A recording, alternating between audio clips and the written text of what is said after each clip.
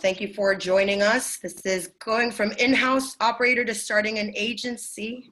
I'm Grace Portillo, by the way. I'm event manager here at Bring Rucos. If you have any question, please drop me a message in the chat. Let me just point out where this chat is. I just sent a message. So you can ask any question, or if you're having any type of difficulty, please make sure to ping me through there. Let me pass the mic to Anish just as soon as I am. I want to inform you that this is being recorded, so we'll send an email out with the link of the recording once this is ready. Feel free to engage in the chat. If you're feeling it, turn your camera on. At the end, once we finish answering the questions that we fielded out, we're going to give a bit of time so you can hop off mute if feeling like it and ask the questions live. Looking forward to it. So now passing on the mic to Anish. Hey, introductions of everyone who's on the call here. So my name's Anish. I started Bring Rocket about 13 years ago. My background was actually running growth for different companies, both full-time and as a consultant. Spent 11 years in San Francisco, moved to New York about 2 years ago. And then about 7 years in recruiting for clients as well, and started spending more time doing that, more and more time doing that, and then sort of refocused the firm that I was running to 100% focus on recruiting instead of doing the actual growth for companies. And that's really all we do these days. We're now up to a team of 9. Grace, our host here, is a member of our team. And yeah, we basically are an agency that recruits executive level leaders within growth, marketing, product, analytics. Awesome. Up next, Rebecca. Mic on to you.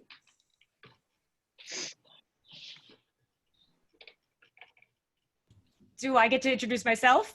You get to introduce. All right. I think the best way that I can introduce myself is to say when I first met Anish, we co-hosted an event. I was an in-house marketer, and the topic was why are so many in-house marketers going over to the agency side? And I am now 9 months into running my own agency. So I think that we're going to be talking about some of those reasons on this call, but I guess it's a little bit of I know a lot of friends of mine who work at agencies ultimately go over to the brand side. I love bringing my experience from in-house over to the agency side. Awesome. Now, Amit. Guys, I met Anish here in the New York ecosystem, since he kind of knows and plugs everyone all together. So grateful for that. My background has been, like everybody else, on the in-house side, very entrepreneurial type of positions where I was always selecting them based on the ability to go in, start something from scratch and kind of own that. So Aeropostale, I started all of their I was at another firm in DC, then I went to Aeropostale, started all their e-commerce, ran that, grew that to 40 million in 1 year.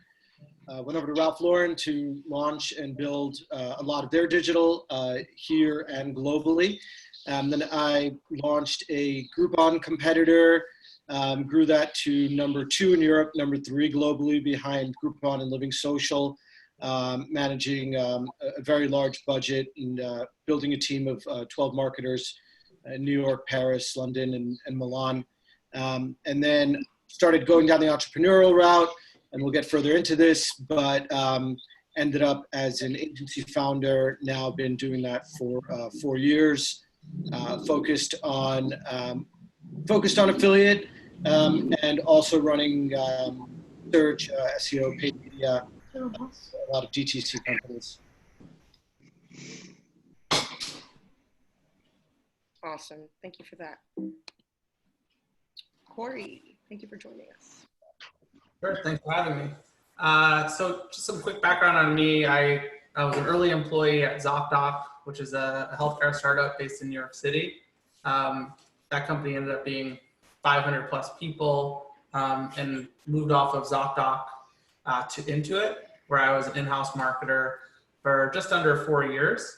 And one thing I clearly observed at a company like Intuit is they relied very heavily on agencies and spent quite a bit of money. And so I realized I was probably in the wrong business. So I launched an agency while I was still employed with Intuit as a nights and weekends type thing.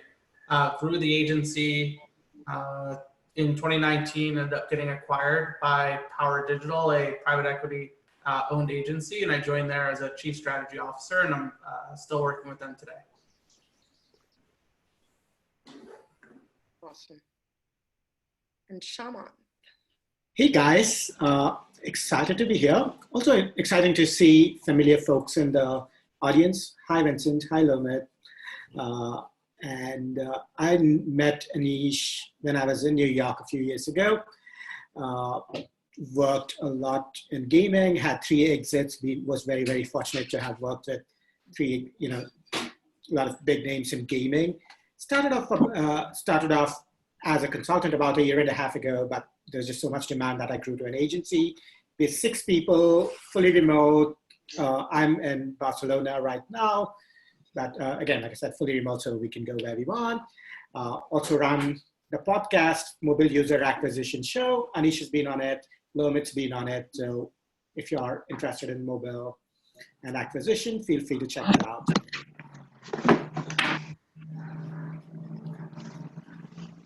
Awesome. We would love to learn where are you calling in from, so you can drop that in the chat if you feel like it. And I guess we're starting with the questions.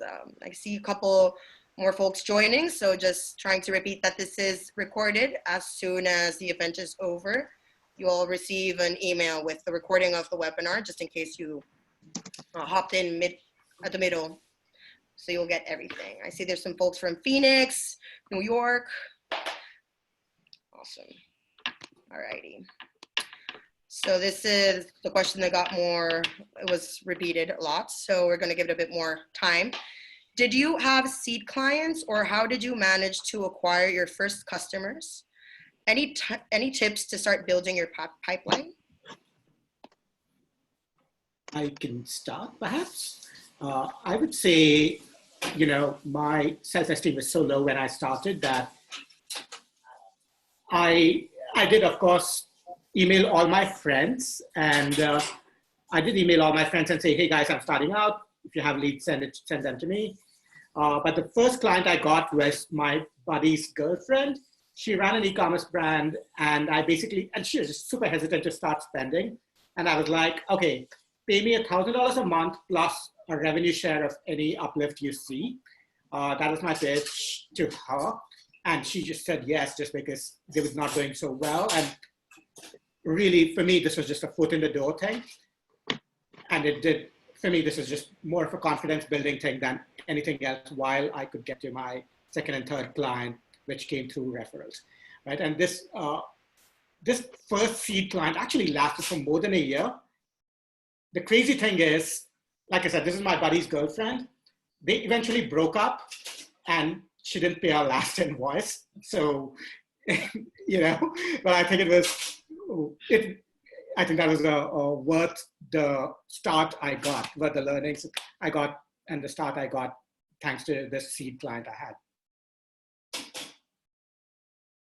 I'll jump in here as well. The first client that I received was through just me socializing and letting people know that I was interested in doing this.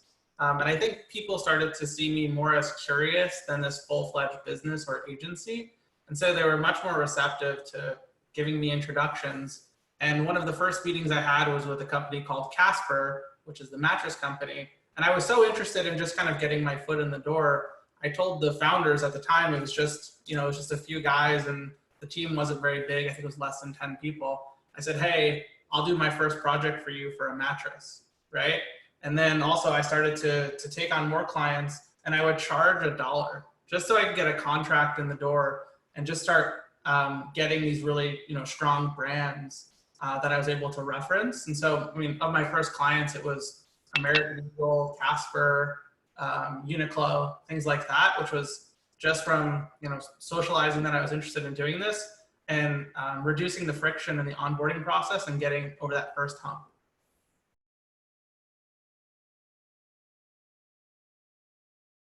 I'll go. That's great. I love that story of taking $1 for your first few contracts. And yeah, this is the number one question I get from anybody when they want to know what it's like to go on your own. How do you get clients? Like it's very consistent. And I think there's good ways to do it, and I've seen some people do it in ways that aren't necessarily working out for them. I think the biggest thing both Shamanth and Corey really alluded to was it's building one-to-one relationships with people. I see a lot of people going after one-to-many relationships, like trying to be an influencer, trying to blast out emails to lots of people, putting out a bunch of content, but you're probably going to get clients and your first few clients building one-to-one relationships. And you're probably going to do it by accepting really crappy deals, like within your first few contracts, just to get going. Because you're unproven, right? You need to really give a company a really great deal to allow you in the door. Plus, that person has to vouch for you. They have to go to either their CEO or their board or whoever else and say, "Hey, this person, isn't perfect," or "This person's new company isn't perfect, but we'd like to work with them," right? So you have to give them some kind of special kind of deal. And then as you start building your pipeline, as you start building more and more clients, as more people want to work with you, then you can raise your prices. Then you can start, demanding and commanding, the price points you want. Yeah, it's one-to-one relationships. So when I first moved to New York 2 years ago, all I did for the first 6 months was cold email and get coffee with everyone in town who would say yes. And I had no idea of those people who would actually turn into clients or who would help kind of refer me around. And you'll never know which of those coffees will turn in. One of the people I got coffee with ended up basically introducing me all around town. And that's who actually drove a majority of our entire business. And it's this exact person that I know had driven a ton of Corey's early business as well. And you never know who that person is going to be until you go and have like 20 coffees. And then you just randomly have that one person who does so much for you without even asking. And yeah, so I would just say for me, it was just building one-to-one relationships with as many people as possible who could have potentially helped me out at that time.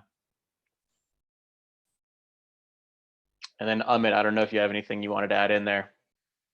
Sure. So I actually kind of lucked out, but it's interesting that in the light of speaking about transitioning from in-house to agency. So I wasn't planning on starting an agency. It was the last thing I ever wanted to do. I was like, I make our agencies work so hard. I demand so much. Like, that is not the life I want.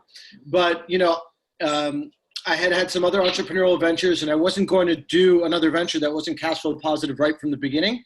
Agency is something that if you're lean and mean, you can be cash flow positive right from the beginning, right? I had my last boss at my last ever corporate job had taken over as head of marketing at Angie's List, called me, asked me to consult. First, he called me and asked me to be their head of digital and move out to Indianapolis. And I said, no way. Then he asked me to consult, and I ended up getting the contract big enough where I was able to hire my employees from my last job as well. So right off the bat, I had an agency. It was a bit of a false positive because I thought, oh, wow, this is kind of how things are going to go.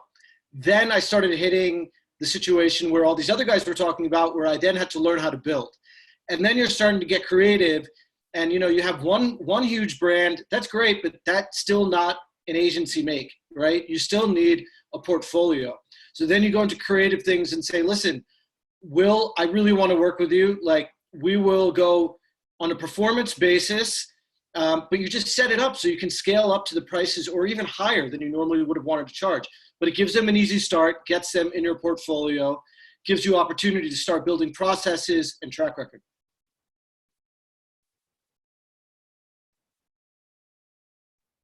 Awesome. Yeah, awesome. One other thing I'd add in is like one of the areas I see a lot of people doing when they kind of jump out to start their own agency or consulting operation is they really pre-package all of their services into this like really neat bucket and say, here's my services, here's my services. And then when founders or CEOs look at it, they'll be like, well, we don't need this exact service. So therefore, the way you've packaged it isn't perfectly according to our needs. And so what I did was basically go in and like ask founders and CEOs, what exactly do you need? What's falling apart? What's underperforming? What's overperforming? Where are the holes in your organization? And they would tell me, oh, well, here's our 3 biggest problems. Great, I'll do that for you. I didn't know what I was doing 50% of the time. I would just figure it out as I went. Sometimes the CEOs would realize I didn't know what I was doing, but other times they had no clue that I had no idea what I was doing. But either way, it was a way to get contracts in the door without any friction, because it's an amazing sales process. When you get someone to tell you exactly what they want and you say, done, all right, I'll do that for you, and at a really cheap price. Here you go. So that's another thing that I kind of noticed helped me get in the door with a lot of companies, just basically whatever they needed at a price point that made it so they couldn't say no.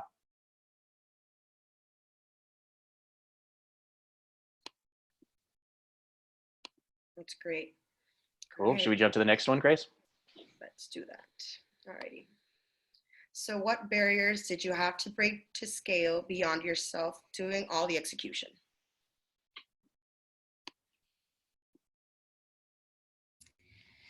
So I can speak to this. I think one thing that's implicit in what we're talking about is, at least for myself, there was this middle step of also like working at an agency or first I was a consultant on my own, and then I was working at an agency.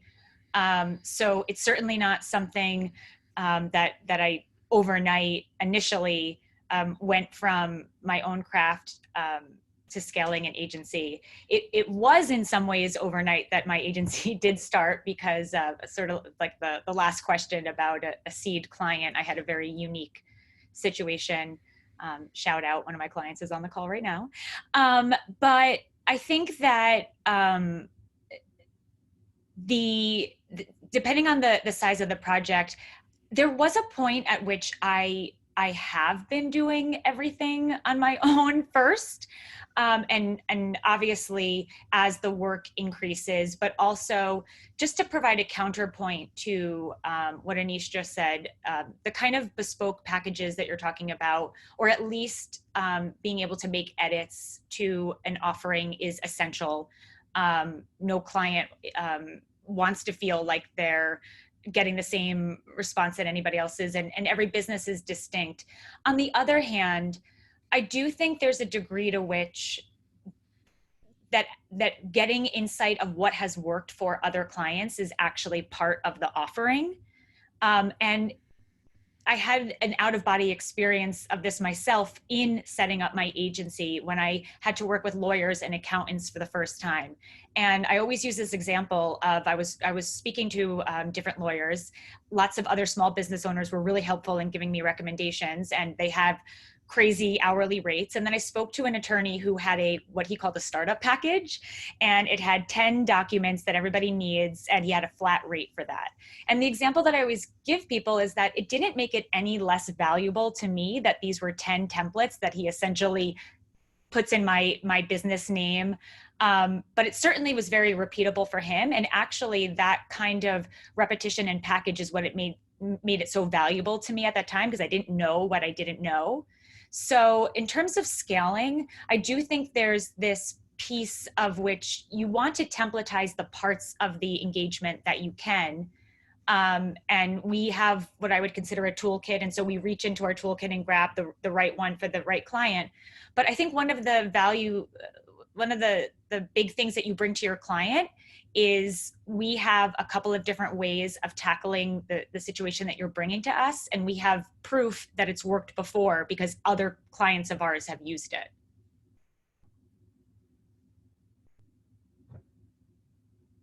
I think a lot of that is like really great from the early starts of a business. And for me personally, what I had to learn really quickly was I had to stop saying the word scale. I think like the best path forward to get past sort of thinking about scale is just being cognizant and acknowledging the fact that like, I mean, even today, right, like 5 years past the start of my agency, I'm still doing a lot of the same stuff that I was doing right when I started my agency. And so you have to know that like, you know what, at the end of the day, the buck stops with you and like you're held accountable for all of the work, right? So like running the finances, I unfortunately have to know all the ways to do that. And there is no perfect outsourced partner at the end of the day. And so just being kind of like true to yourself and self-aware that like you are the person that's going to progress your agency forward, and stop looking for like that silver bullet solution. Sure, you're going to find great people who are going to elevate and drive your business forward. And there's probably going to be great solutions that you find. Like I remember when I brought bench accounting on, it like blew my mind that it just like took over bookkeeping. And then when I found a CFO and when I found a business partner, like I kept making gradual steps forward, but I wasn't seeking this solution, which I would replace myself, right? And so if you can sort of make progress there, I think you'll likely be in a better place than if you're just seeking this, you know, solution that eventually makes your life a little bit easier. Because admittedly, this is a hard way to make an easy living.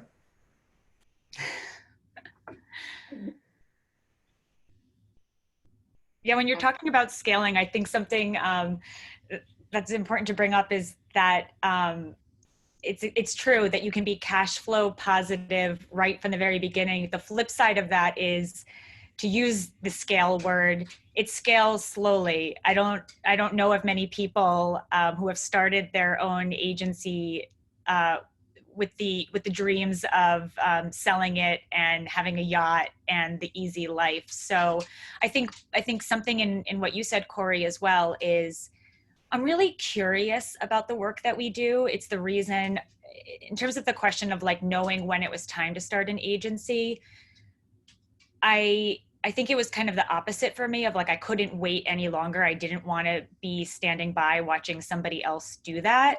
And so there has, like any small business or big business, I think there has to be a part of it that you really just love what you're doing and you're curious and you're always learning.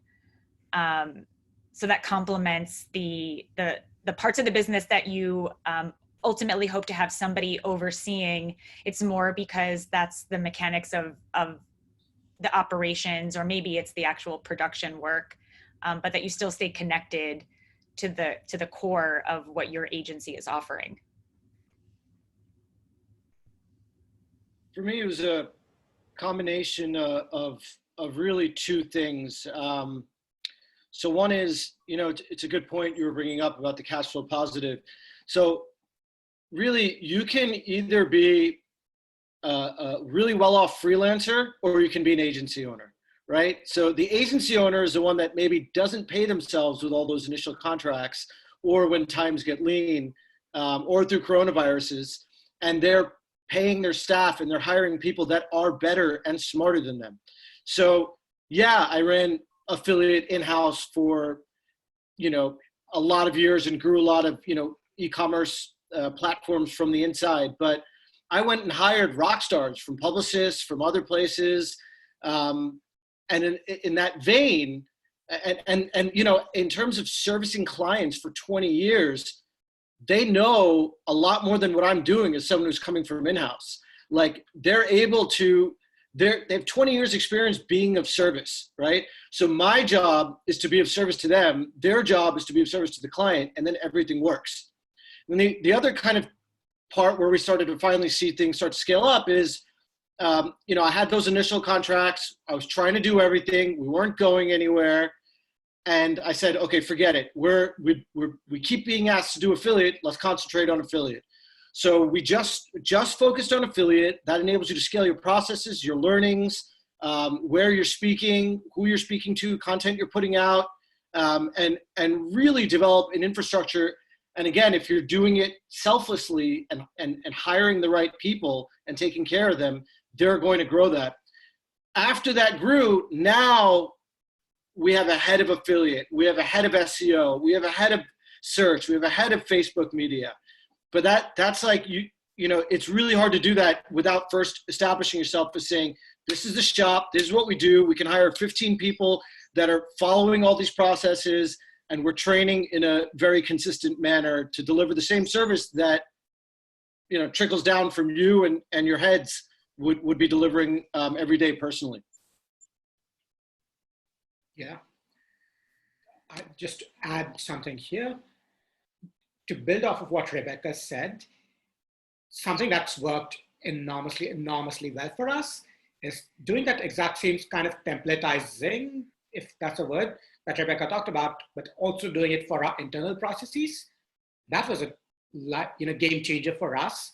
We got a project management system, onboarding, 10 questions, launch checklist, create a strategy.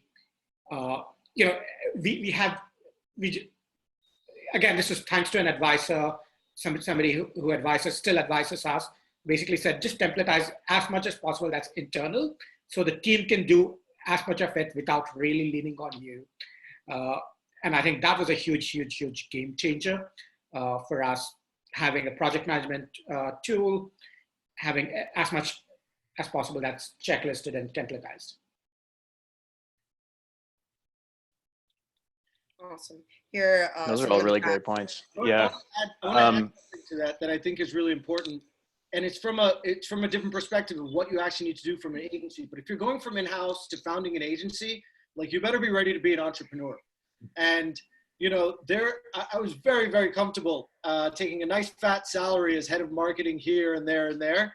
But there are times when I've run this agency, including going through crisis, where I'm like, I'm not going to pay myself. And if you want your clients to do really well and you want them to refer you, you better hire everyone that it takes, from senior down to junior, to give really, really high level of service. And you better be ready to take that entrepreneurial plunge. Yeah, absolutely. And I think a lot of my thoughts echo a lot of what everyone else was saying. If you're going to start an agency and you're actually be successful and your name is on it, your work quality has to be incredibly high. And your clients are going to leave you if you're going to just delegate it all out, outsource it all out. It could show.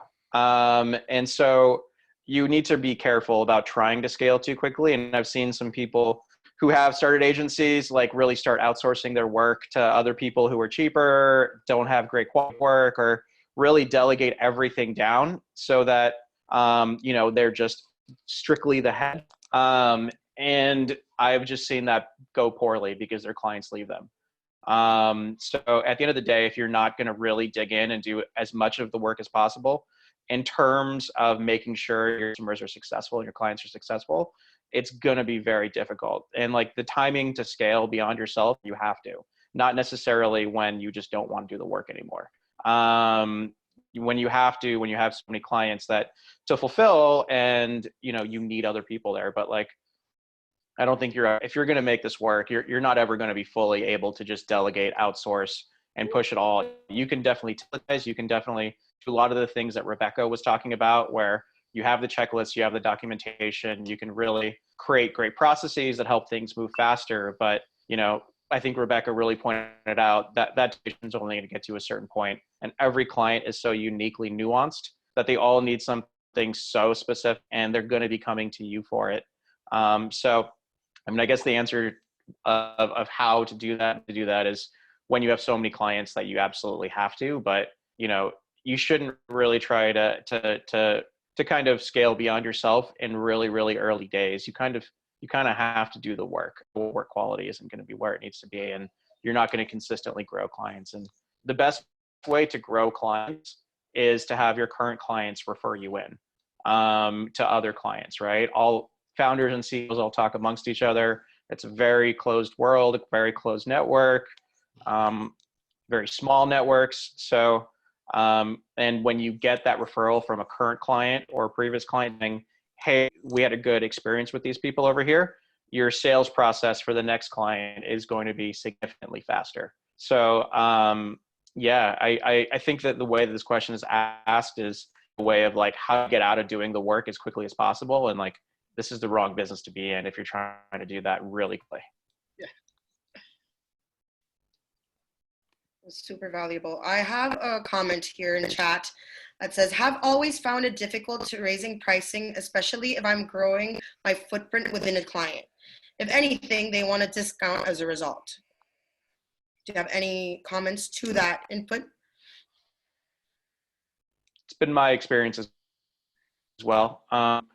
You make it on the next client.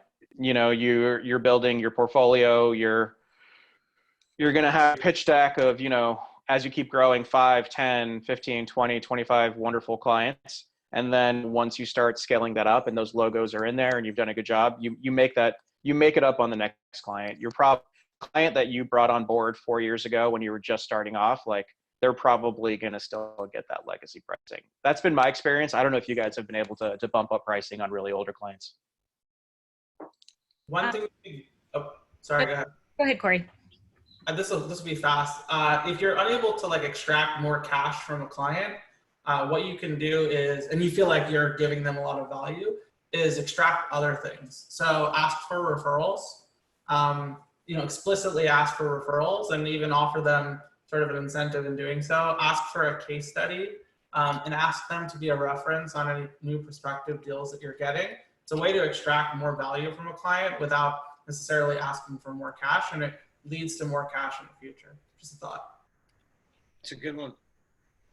Yeah, and very much in that spirit, I would also say that that's why when you're putting together the proposal in the first place, well, first of all, let me start by saying that when I started the agency, the number one thing that I was asking other agency owners was always pricing. And no matter if I talked to somebody who was new or had been doing it for years, they would always laugh and say, this is the number one question. So first, let me acknowledge what a vital and ever-present question it is. So that's why, though, the anchoring that happens at the front of the engagement, I think some of the things that others were saying about giving a discount in the beginning when you're getting off the ground, that's just the reality of how you're building the business. And then I think what Anish said is right. I mean, the reality is you're not going to go from charging 50% of your rates to all of a sudden being whole again. But a good piece of advice that I was given is, like, when you're putting together the value of the package in the first place, think through ways of offering additional value to a client if they're negotiating on pricing, besides just slashing or giving a 20% discount. Because as soon as you've done that, you've sort of you've positioned your rates as somewhat imaginary. I think that being able to illustrate the difference between price, this is gonna be a little cliche, but the difference between price and value.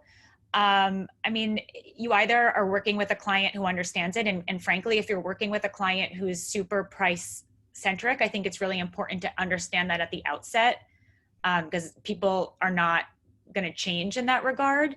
But again, going back to the value, being able to, I used a home construction analogy with a friend where I said, if you were to go out and hire a contractor for your home and you were given 3 proposals and one of them was drastically lower than the other 2, is that the person that you would hire to work on your home? And she said to me, it is the person that I hired to do the construction. And now we've been paying a lot of money afterwards. So, I mean, at some point at a rate, I'll say to somebody, if you feel confident that somebody else is going to be able to deliver at that rate, then by all means go with that.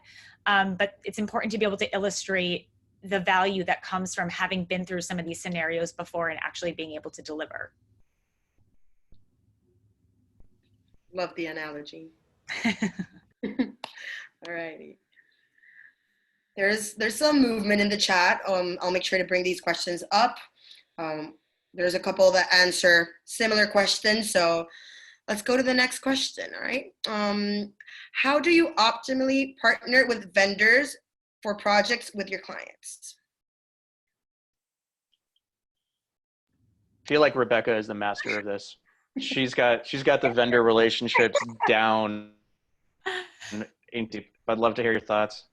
It's not anything too groundbreaking, except that I prove to them, to me, I have two categories of clients. I've got my actual clients, and then the vendors are my clients as well. And I've always said to them, I only expect referrals from you to the degree that when you refer them to me, I make your job easier. So, it's not very clever, but this is what we focus on. And I try to illustrate that we do this little piece of the puzzle better than anybody else can do. And there was also a question in the chat where somebody asked about how technology allows you to build tools in-house. And I'm very candid with clients about the aspects of their growth and their marketing that I think is best for them to handle in-house and grow. Then there's parts that no general marketer is going to have the rapid exposure to it. So because I partner with so many of the technology vendors, it's like the day that we're kicking off an engagement, we've just ended 2. So even if you're working with the kind of marketer who's been through an SDK integration before, have they been through 2 that concluded last week? So we just bite off this little part of the pie and try to do it better than anybody else.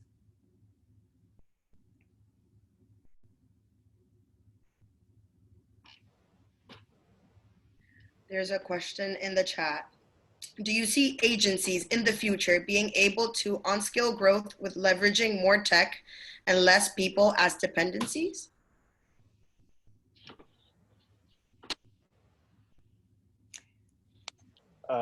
Eventually, if you're big enough. I think one of the reasons a lot of people say this is because you don't need to pay for tech, and you can build it on your own. You can build it early, you can build it profitably with cash or without having to put any real cash down. So maybe like the big agencies and a lot of the larger later stage agencies have pitched themselves as being highly tech enabled, having like AI, landing page software, unique tracking capabilities and all of that.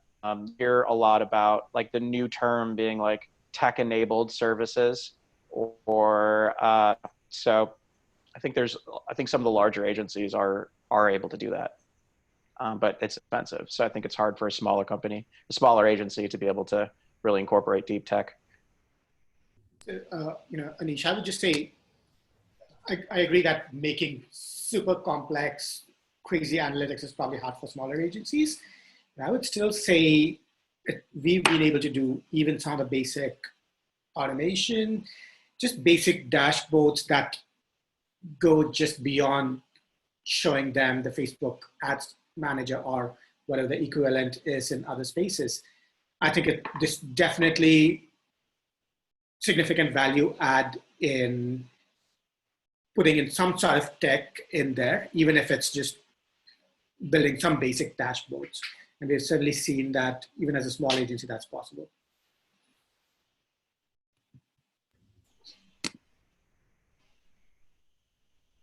There's a reference here of Corey, Rebecca, or Amit, did any of you guys sort of build like some in-house tech for your services, or was there anything unique that you guys have leveraged?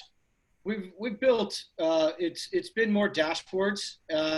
We are working with someone who's some data scientists who have built some AI products to see how those can factor into real-time LTV projections on acquisition by channel.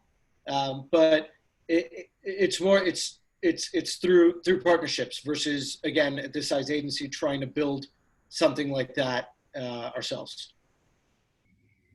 Yeah, I think what Shamanth said before about your processes, operationalizing those, that's how we use tech. And I think the question of humans versus machines, I think it like makes for great articles, but to me it's pretty clear in most cases what's best handled by a system versus what's best handled by a person. If anything, many of the clients that I work with are over relying on their instinct when it comes to running tests, that we have the tools to tell us what to A/B test.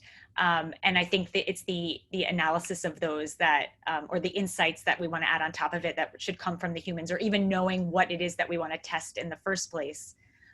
So similarly, in terms of what we automate at Notable, it's much more about being able to give real-time updates to our clients. And it's the parts of our process that slow us down and not the actual work itself. And for us, I mean, in my agency pre-acquisition, we had some software, and we fully believe that software or tech will allow us to scale. But at the end of the day, it probably was more of a sales tool, right? Like being able to differentiate in a pretty commoditized space is probably the most advantageous thing of having some tech. And then post-acquisition, we joined an organization that had a bunch of tech themselves. And, my agency previously was 10 full-time employees and 5 or 10 contractors. But then moving to 100+ person organization, I can clearly see how technology can create scale and efficiencies across the board at a team that size, and also become much more attractive for investors, and then also for as a sales tool as well. Yeah, Corey, you just said something that I'm going to go rogue, Anish. I'm going off the agenda, but I thought you just said something that I have a question for some of the other panelists, which is going from in-house to agency. There was a little bit of, I would say, hubris I had of, okay, I've just spent 12 years managing agencies and one is worse than the next. And I'm going to come out there now and be the ultimate consultant because I know what I liked and what I didn't like. And all of a sudden, when I was in that room presenting to clients for the first time, I remember that the things that were the biggest challenges were not what I had anticipated. In other words, maybe it was not as easy as they made it look. But I think that what's involved in consulting or advising, some of the sizzle or the splash of like a deck or a tool that you're using impacts the degree to which the information I'm sharing is absorbed. And I wondered if similarly you had some of those learnings when you moved over to the dark side of like, wow, the thing that is so difficult is not the thing that I thought it was going to be, but it actually, this is what's most difficult.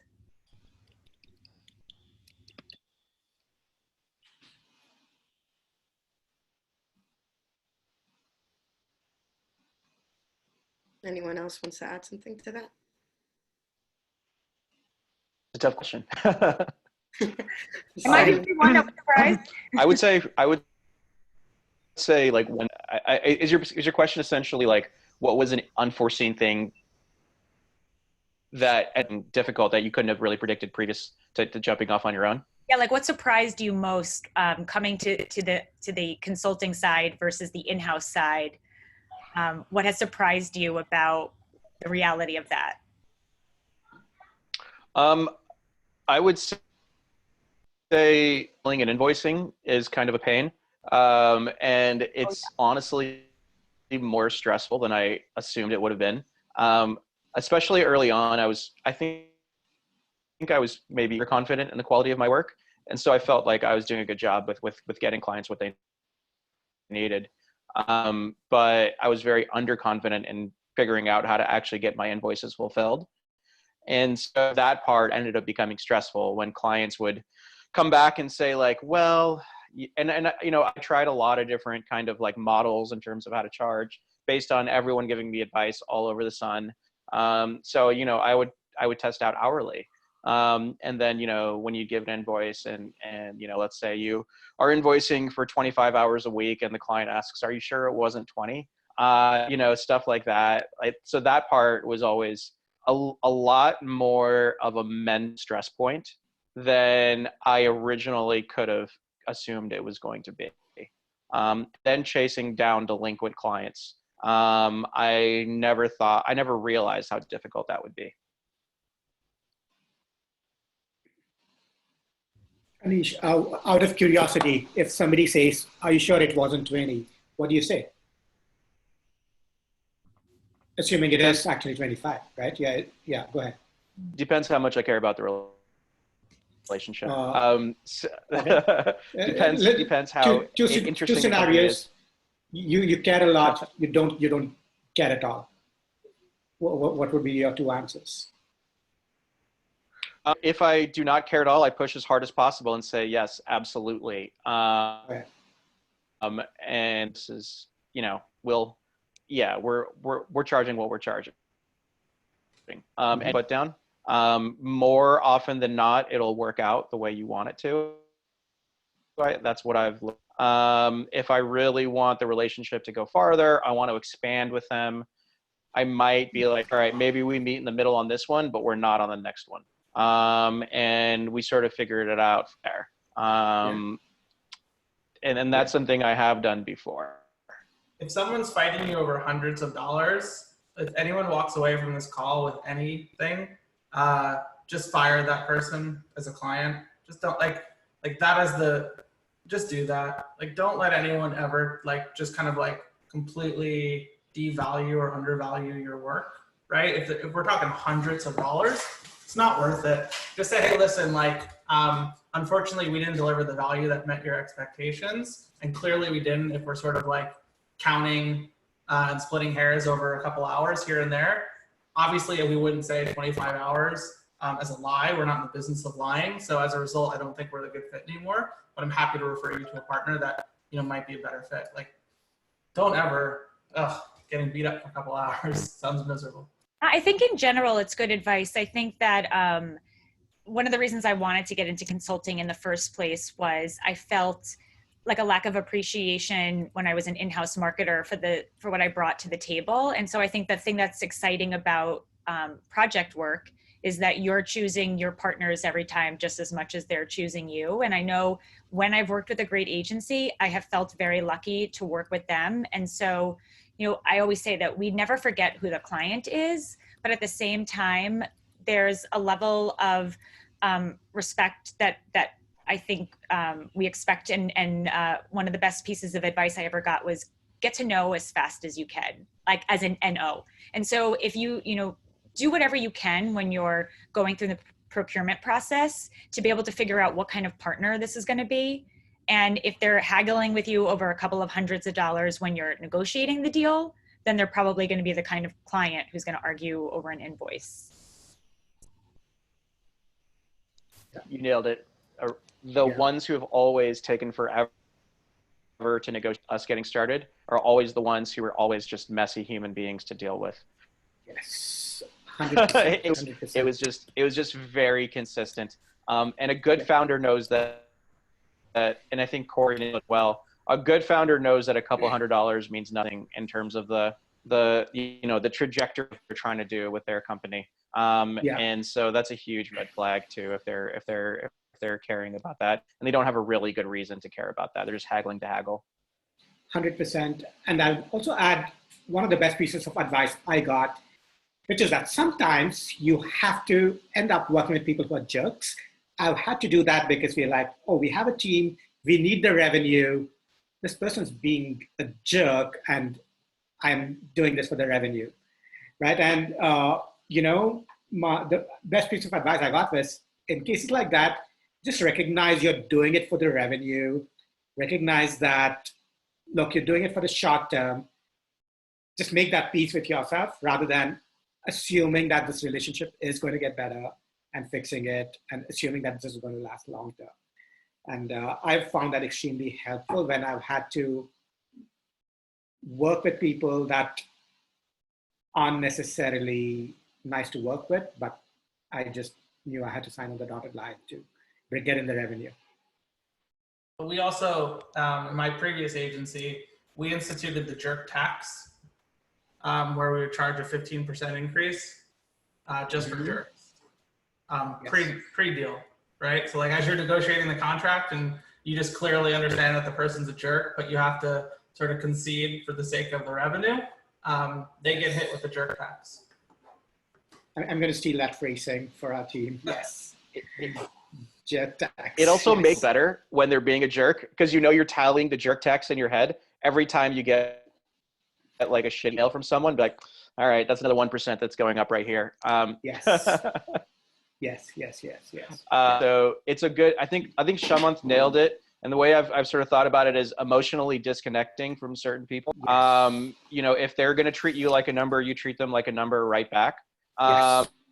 You know, there's definitely certain people we work with who consider us partners, and we go to bat for them and we extra hard for them. And there's other ones who throw fits, do all kinds of crazy stuff, who just have this general mentality. Way to work with an agency is to beat up on them, and that's how you get the best results. And so if you need them for some reason, like let's say they're a really big name and it looks wonderful on your pitch deck, or they're really well connected that you want to get into, whatever that might be, like I think Shamanth nailed it with just that emotional disconnect. You just know that it's a means to an end, but you're not going to go to the ends of the earth for them. Yeah. Anything to add in there, Rebecca, in terms of dealing with very, very difficult clients? I'm very lucky. I don't have that. But one thing I will say is, so I talked about my my obligations to the clients and my obligations to the technology partners that we work with, but I also feel an immense obligation towards my team.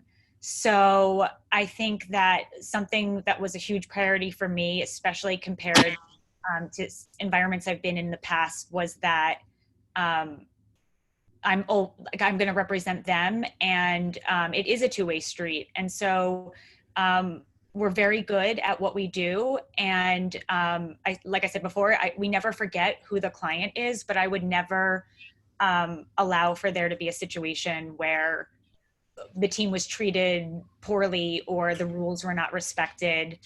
And maybe I've just been lucky, or maybe I do think that there's a degree to which we've been able to sniff some of that out during the procurement phase. And there have been clients, a couple of them, who we could sense where this was going. And we said, unfortunately, we've had a couple of projects come up and we're just not going to be able to take this one. And, we can make a recommendation.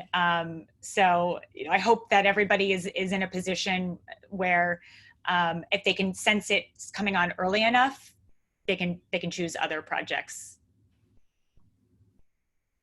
I love that. You're just like, sorry, Mike held up. Wish I could. No, I think there's different stages in your business. That's definitely one stage of like, oh, we just turned down a very well-known brand. But That's I think awesome. in this Corona era, right, where we're thinking about our relationships and our family and our friends, I mean, everything, here's my sappy moment of the call, all of our abilities come back to the fact that I'm able to recruit a team that feels comfortable in this environment and feels happy and feels fulfilled, which I won't be able to do if we're working with those kinds of partners. So if anything, it's the opposite. And so we choose to work with, like I once had somebody say to me, you wouldn't want to work for us. I know too much about this part of the business, right? Those are the partners that we want to work with the most, because they can appreciate the skill set that we bring to the project. If somebody is completely just offloading projects to us, they have no sense of what's involved in it. So I think it's been a little self-fulfilling in the nature of the projects that we've worked on. And we've just been extraordinarily lucky. I have to say that.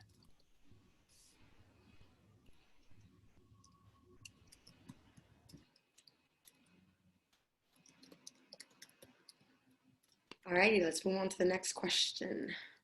How did you know when was the right time to make the jump from in-house to agency? Are there any types of projects that you shouldn't take on even early on? I think we've addressed that, but. So I quit my full-time job once I had one-time salary. So I was just working nights and weekends, and once I had one-time salary, that was my target. And then projects you shouldn't take on are those that you just know are going to be time wasters, right? So you have to evaluate the opportunity costs. and just make sure that you're not, like, the red flag for me is always the type of client that says something like, oh, if you do this, then, like, if you know, like, let's do this thing now. Or if it's a client that told me that they are trying to completely like crack the nut on a really difficult or challenging project, a problem that I know a full-time employee couldn't solve, and they want to do it for 1/20th of a rate of a full-time employee, those I won't take on either, because just nobody will ever ever solve that problem, and you're just going to get beat to death on it.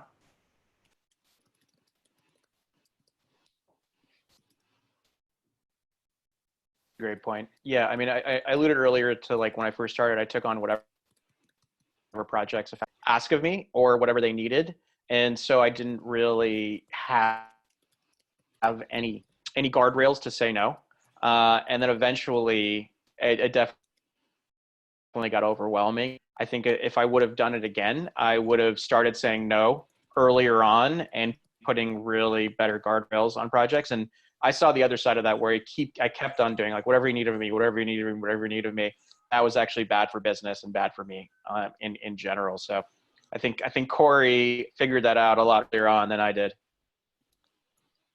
And as far as making the jump from in-house agency, I think personally I was always attracted to building an agency, even even when I was kind of in-house roles. I would see like agencies or consultants coming in to work with some of the companies I was at and be like, oh wow, it's kind of cool. You get to just jump in and do these jobs and like you know, make strategic decisions and get to learn a ton.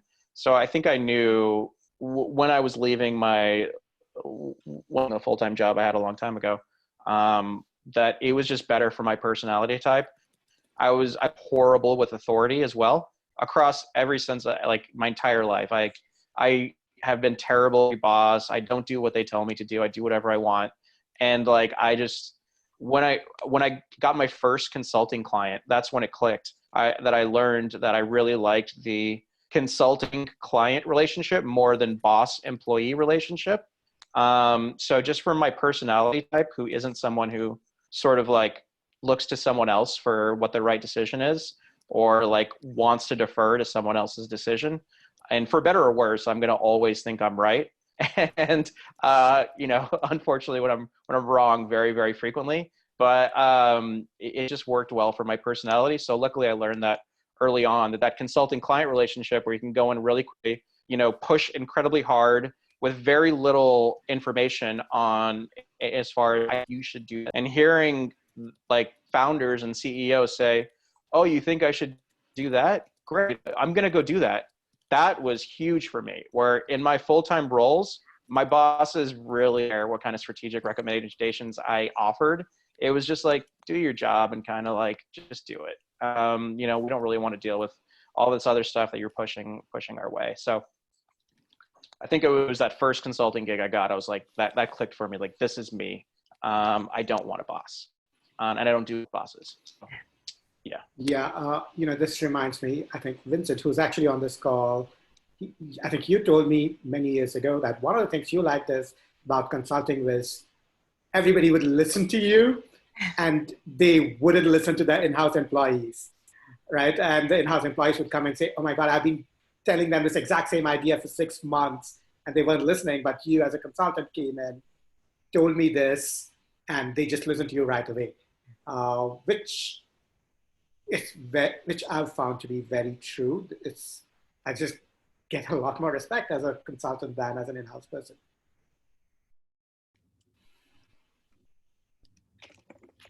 It's fascinating. Like I think when someone's mid-level in a role, reporting into like, let's say a director, senior director, that like director, senior director, VP doesn't want the person below them to be the best strategic recommendations, because it almost makes them look bad that the person who's getting paid significantly less is coming up with all these strategic recommendations. Like the whole mentality is that like if you're at that, you know, mid to senior level role, the strategic direction should be coming downward, not upward. And then if you're hiring a consultant, you sort of want that person to be as strategic as possible because it makes you look good. Like look at this genius idea I had to bring in this expert consultant from the outside who's so good at, and then if that consultant is unsuccessful, it actually makes you look bad. So you're gonna like open up all these doors for the consultant that you didn't open up for your internal employees who report into you, which is kind of terrible. But that was sort of what I noticed as well, that they were opening up doors for me that they didn't open up for the people reporting into them.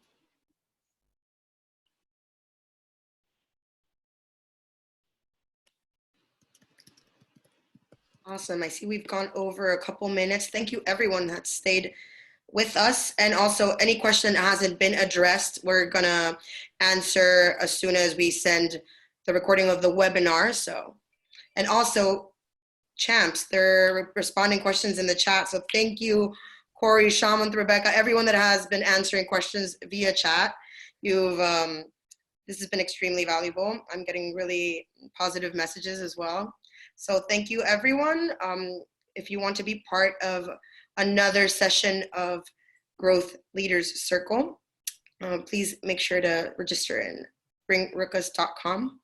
And I'm sure if anyone else has something to say. Thank you for joining. Thank you. Thanks, everyone. Thanks, guys.